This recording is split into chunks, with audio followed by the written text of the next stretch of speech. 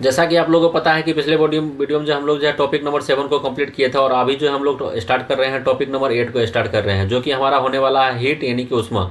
उष्मा चैप्टर को हम लोग स्टार्ट करने जा रहे हैं। तो चलिए बिना देरी का शुरुआत करते हैं। और इसमें जो है 50 वन लाइनर क्वेश्चन होने वाले हैं, जो कि एग्जाम पॉइंट ऑफ व्यू से बहुत ही इंपॉर्टेंट हैं, और ये एसएससी और रेलवे के लिए बेहद ही इंपॉर्टेंट क्वेश्चन सब हैं। तो चलिए बिना देरी का शुरुआत करते हैं। और आज का हमारा पहला क्वेश्चन है कि उष्मा किसे कहते हैं। सबसे पहला सवाल ही हमारा है कि उष्मा कहते किसे हैं। तो ताप में अंतर के कारण प्रवाहित होने वाली ऊर्जा को ही उष्मा कहते हैं, ताप में अंतर के कारण। अच्छा, उष्मा जो है होता क्या है, देखिए आपको हम एग्जाम्पल के साथ समझाते हैं। जैसे मान लेते हैं कि यहाँ पे एक आग जल रही है, ठीक है, और यहाँ पर आप बैठे हुए हैं। मान लेते हैं कि यहाँ पर आप बैठे हुए हैं, ठीक है, और यहाँ से क्या है कि आपके हाथ में एक लोहा का कोई बड़ा डंडा है।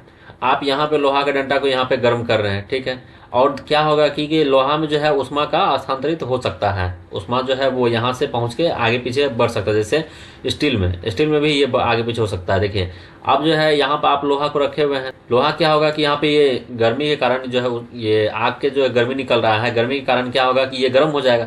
लेकिन इसमें ऐसा भी होगा कि ये गर्म होने के साथ जो यहाँ तो लाल पीला हो जाएगा, लेकिन ये उष्मा को अपने आगे भी बढ़ाते जाएगा, और बढ़ाते बढ़ाते आपके हाथ के पास भी लगेगा, ठीक है, आपका हाथ भी धीरे धीरे गर्म हो रहा है। वही बात है कि उष्मा किसे कहते हैं, ताप के अंतर के कारण प्रवाहित होने वाली ऊर्जा। ताप यहाँ के देखिए, यहाँ तो लोहा ठंडा था, लेकिन यहाँ जो गर्मी आया, इस गर्मी के कारण जो है यहाँ पर भी टेम्परेचर आ गया ना, उष्मा आ गया ना। उष्मा भी एक प्रकार का हीट ही है।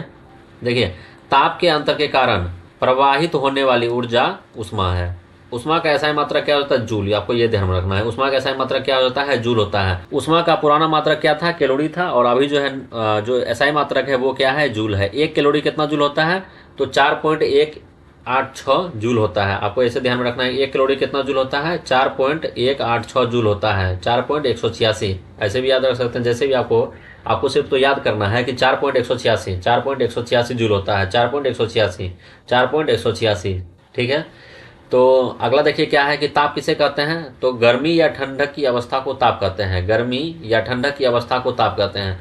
टेम्परेचर क्या है, या तो टेम्परेचर मतलब क्या समझिएगा आप, टेम्परेचर मतलब तो आप यही समझिएगा कि या तो ठंडा होगा, या गर्म होगा, या नॉर्मल होगा। तो वही टेम्परेचर क्या है कि गर्मी या ठंडक की अवस्था को ही तो टेम्परेचर कहते हैं। और टेम्परेचर का एसआई मात्रक क्या होता है, केल्विन। और दाब का एसआई मात्रक क्या भी बताएं, तो दाब का एसआई मात्रक जो जूल होता है, और पहले का मात्रक क्या था, कैलोरी था। पहले का मात्रक क्या था, वो कैलोरी था, ये उष्मा का। तो उष्मा का जो है मात्रक एसआई मात्रक क्या होता है, जूल हो जाता है, और जो है पुराना मात्रक क्या हो जाता है, कैलोरी हो जाता है। उष्मा का बता रहे हैं, ठीक है। अगला देखिए क्या है कि ताप मापने का यंत्र क्या है, थर्मामीटर। थर्मामीटर से ही तो टेम्परेचर नापते हैं। अगला देखिए, थर्मामीटर से नापते हैं, और भी बहुत चीज़ है नापने के लिए, लेकिन थर्मामीटर जनरली अपन लोग उपयोग में लाते हैं। तो इसलिए यहाँ पर लिखा हुआ है कि ताप मापने का यंत्र क्या है, थर्मामीटर है। और भी बहुत चीज़ है। अगला देखिए क्या है, उष्मा और ताप में अंतर क्या है। उष्मा ऊर्जा है, ताप अवस्था है। उष्मा और ताप में अंतर क्या है, देखिए उष्मा एक ऊर्जा है, उष्मा एक एनर्जी है, लेकिन ताप क्या है, एक अवस्था है कि गर्मी है या ठंडा है या नॉर्मल है, क्या है। तो वो ताप क्या है, एक अवस्था को दर्शाता है, लेकिन उष्मा क्या है कि ऊर्जा है। उष्मा एक हीट है, एक गर्म, उष्मा मतलब हीट हो गया, और ये क्या है कि एक एनर्जी है। उष्मा प्रवाह किस दिशा में होता है, उच्च ताप से निम्न ताप की ओर होता है। अभी आपको बताया ना कि आप बैठे हुए हैं, ठीक है, और जो है यहाँ पे आग जल रहा है, और यहाँ आपके हाथ में जो है लोहा है। तो यहाँ से क्या होगा कि यहाँ तो गर्म हो गया, लेकिन यहाँ ठंडा है, तो क्या होगा कि उच्च ताप से निम्न ताप की ओर होगा। तो वही लिखा हुआ, उष्मा का प्रभाव किस दिशा में होती है, तो उच्च ताप से निम्न दिशा में। अब ऐसा नहीं होता है इसमें पूर्व पश्चिम नहीं होता, इसमें होता है क्या कि उच्च ताप जहाँ ज़्यादा गर्मी होगा उसको जो है निम्न ताप जहाँ कम गर्मी होगा वहाँ ट्रांसफर करने लगेगा। अगला देखिए क्या है कि उष्मा संचरण के कितने तरीके हैं। तो उष्मा संचरण के कितना तरीका हो जाएगा, 3 तरीका है। तो अगला देखिए क्या है कि उष्मा संचरण के तरीके कौन कौन से हैं। तो एक तो है चालन, एक तो हो जाएगा चालन, एक हो संवहन, एक है विकिरण। तो तीनों के बारे में अभी हम पढ़ेंगे। चालन किस में होता है, ठोस में होता है। चालन सिर्फ किस में होता है, ठोस में। चालन किस में होता है, ठोस में है। संवहन किस में होता है, द्रव और गैस में। और जो है अगला देखिए कि 14 नंबर क्या है कि विकिरण किस में होता है, निर्वात में। ये तीनों अपने लोग को ध्यान में रखना है। देखिए फिर से आपको बता देते हैं कि उष्मा संचरण के 3 तरीके हैं। उष्मा संचरण के कितने तरीके हैं, 3 तरीके हैं। तो पहला क्या है कि चालन है, दूसरा क्या है, संवहन है, तीसरा क्या है, विकिरण है। तो विकिरण किस में होगा, निर्वात में। संवहन किस में होगा, गैस और द्रव में होगा। चालन किस में होगा, ठोस में होगा। चालन किस में होगा, ठोस में होगा। देखिए तीनों आप लोग को याद हो गया। देखिए चालन किस में होगा, ठोस में। संवहन किस में होगा, गैस और द्रव में। विकिरण किस में होगा, निर्वात में। चालन किस में होगा, ठोस में। संवहन किस में होगा, द्रव और गैस में। और विकिरण किस में होगा, निर्वात में। तीनों आप लोगों को ध्यान में आ गया। देखिए अगला क्या है कि धातु अच्छे चालक क्यों होते हैं। मुक्त इलेक्ट्रॉन के कारण जो है वो धातु अच्छे चालक होते हैं। मुक्त इलेक्ट्रॉन के कारण जो है वो धातु अच्छे चालक होते हैं। लकड़ी उष्मा की खराब चालक क्यों है, मुक्त इलेक्ट्रॉन उसमें नहीं है। मुक्त इलेक्ट्रॉन उसमें है ही नहीं, इसी कारण से लकड़ी जो है उष्मा लकड़ी ऊष्मा की खराब चालक है। काले पिंड ऊष्मा के अच्छे अवशोषक होते हैं। हाँ, काले पिंड जो है वो ऊष्मा के अच्छे अवशोषक होते हैं। अगला देखिए क्या है कि चमकदार सतह ऊष्मा क्या करती है। चमकदार सतह ऊष्मा क्या क्या करती है? परावर्तन। चमकदार सतह जो है वो ऊष्मा का क्या करेगी? वो परावर्तन कर देगी। ऊष्मा का परावर्तन किससे अधिक होता है? चमकदार सतह से। ऊष्मा का परावर्तन किससे अधिक होता है? चमकदार सतह से।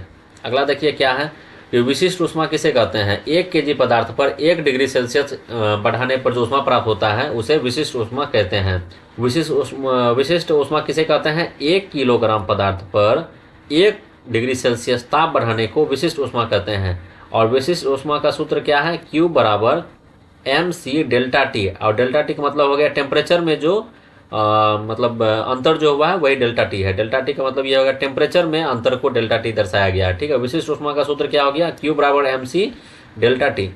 ठीक है, अगला देखिए क्या है, जल की विशिष्ट ऊष्मा अधिक क्यों होती है? ताप धीरे धीरे बदलता है। जल में क्या होता है कि ताप तो धीरे धीरे बदलने लगता है, तो इसलिए जल की विशिष्ट ऊष्मा अधिक होती है। तटीय क्षेत्र में तापमान सम रहता है। क्यों? तटीय क्षेत्र में तापमान जो है सम रहता है, यानी कि सम मतलब इक्वल रहता है, हमेशा बराबर रहता है। तो जल की अधिक विशिष्ट ऊष्मा के कारण जो है तटीय क्षेत्र में, जहाँ पे पानी वाली क्षेत्र होती है, उसमें क्या होता है कि जल तापमान क्या होता है? समान रहता है। अवस्था परिवर्तन में ताप क्यों स्थिर रहता है? अवस्था परिवर्तन में ताप ऊष्मा छिपी रहती है। क्यों स्थिर रहता है? क्योंकि उसमें ऊष्मा छिपी भी रहती है अवस्था परिवर्तन में। अगला देखिए क्या है कि गुप्त ऊष्मा किसे कहते हैं? अवस्था बदलने की ऊष्मा को ही क्या कहते हैं? गुप्त ऊष्मा कहते हैं। गलनांक किसे कहते हैं? ठोस से द्रव बनने की ताप को ही गलनांक कहते हैं। ठोस से, कोई वस्तु ठोस में है और वो द्रव में बन गया तो उसको गलनांक कहते हैं। उसको क्या कहते हैं? गलनांक कहते हैं। हिम का गलनांक कितना है? 0 डिग्री सेल्सियस, यानी 0 डिग्री सेल्सियस पर कोई जो है द्रव या गैस जो है वो क्या बन जाएगा? वो ठोस बन जाएगा। क्वथनांक किसे कहते हैं? द्रव से गैस बनने की ताप को क्वथनांक कहते हैं। द्रव से गैस बनने की बॉइलिंग, मतलब ये क्वथनांक का इंग्लिश क्या होता है? बॉइलिंग। आपको ऐसे ध्यान में रखना है कि क्वथनांक को बॉइलिंग कहते हैं इंग्लिश में, जिसको इसका मतलब हुआ कि द्रव जो है उसको अगर हीट देंगे, बॉइलिंग करेंगे तो वो गैस बन जाएगा। तो द्रव से गैस बनने की क्रिया को क्या कहते हैं? क्वथनांक कहते हैं। अगला देखिए क्या है कि जल का क्वथनांक कितना डिग्री होता है? यानी 100 डिग्री सेल्सियस पर जो है वो जल गैस बनना शुरू हो जाएगा। ठीक है, उसी को कहते हैं। दाब बढ़ने पर क्वथनांक क्या होता है? बढ़ता है। प्रेशर कुकर में खाना जल्दी क्यों पड़ जाता है? क्वथनांक बढ़ने के कारण, यानी कि उसमें 100 डिग्री टेम्परेचर पहुंच चुका है, उसी के कारण जो है वो गैस में बदल रहा है। ठीक है, अगला देखिए क्या है, ऊष्मीय प्रसार किसे कहते हैं? ताप बढ़ने पर जो फैलाव होता है उसी को ऊष्मीय प्रसार कहते हैं। ऊष्मीय प्रसार के कितने प्रकार होते हैं? 3। ऊष्मीय प्रसार के कितने प्रकार होते हैं? 3। देखिए, एक होता है रैखिक, एक होता है क्षेत्रीय, एक होता है आयतन। उसमें प्रसार के कितने प्रकार होते हैं? 3 प्रकार होते हैं। एक होता है रैखिक, एक होता है क्षेत्रीय और एक होता है आयतन। अगला देखिए क्या है, पटरियों के बीच गैप क्यों छोड़ा जाता है? प्रसार के कारण। पटरियों के बीच जो है गैप क्यों छोड़ा जाता है? प्रसार के कारण। थर्मामीटर में पारा क्यों उपयोग किया जाता है? समान प्रसार के कारण, वो समान रूप से बढ़ेगा। इसमें भी पटरी के बीच समान रूप से गैप छोड़ा जाता है ताकि कोई ट्रेन में कोई बैलेंस गड़बड़ न हो, इसी कारण से। पटरियों के बीच गैप क्यों छोड़ा जाता है? प्रसार के कारण। थर्मामीटर में भी क्यों छोड़ा जाता है? प्रसार के कारण, तो ताकि पारा जो है उसमें भरा हुआ वो आसानी से ऊपर बढ़ सके, वही बात। अगला देखिए क्या है कि पानी 4 डिग्री सेल्सियस में कैसा होता है? अधिकतम घनत्व होता है पानी का। ये आपको ध्यान में रखना है, ये बहुत इंपॉर्टेंट है कि पानी 4 डिग्री टेम्परेचर पर कैसा होता है? अधिकतम घनत्व होता है। जल का असामान्य प्रसार किस ताप पर होता है? 0 डिग्री सेल्सियस से 4 डिग्री सेल्सियस के बीच जो है जल का असामान्य रूप से प्रसार हो सकता है। इसके बाद जो है वो अपना मतलब उबलने का क्रिया को शुरू करता है और 100 डिग्री सेल्सियस पर तो पूरा वो गैस ही बनने लगता है। अगला देखिए क्या है, गर्म हवा ऊपर क्यों उठती है? उसमें डेंसिटी कम होता है। गर्म हवा ऊपर क्यों उठती है? उसमें डेंसिटी जो है कम होता है। अगला देखिए क्या है, रेफ्रिजरेटर किस सिद्धांत पर काम करता है? उष्मा स्थानांतरण के सिद्धांत पे काम करता है, यानी कि अंदर की हीट को वो बाहर ले जाता है, उष्मा स्थानांतरण का काम करता है। पंखा ठंडा क्यों देता है? वाष्पीकरण के कारण। पंखा जो है वो ठंडा क्यों देता है? वाष्पीकरण के कारण। पसीना ठंडा क्यों देता है? गुप्त उष्मा है। पसीना में क्या होता है? गुप्त उष्मा लेने से पसीना ठंडक देता है।